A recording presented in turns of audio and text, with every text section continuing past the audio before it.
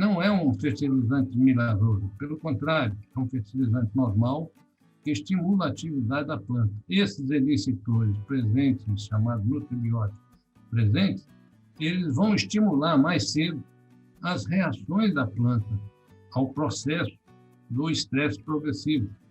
Entre essas reações, a planta diminui a fotossíntese, com as folhas mais eretas, ela diminui a respiração, consequentemente, todos os processos consequentes disso.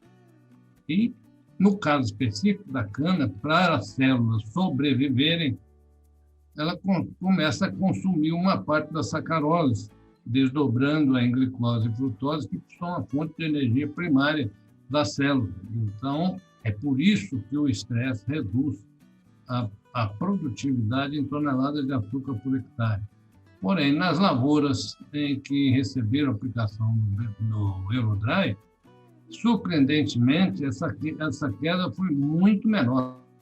Não deixou de ocorrer, mas foi muito menor. E a cana mostrou um vigor ainda num período que os outros talhões já estavam entrando no estresse severo, a cana ainda estava numa condição razoavelmente boa. E quando chegamos na pré-colheita, fizemos as biometrias, as surpresas foram em comparação com as áreas que não receberam esse tratamento. O resumo todo da história é que a tonelagem de açúcar por hectare, enquanto na testemunha caiu muito, na área com o Eurodry foi quase inexpressivo.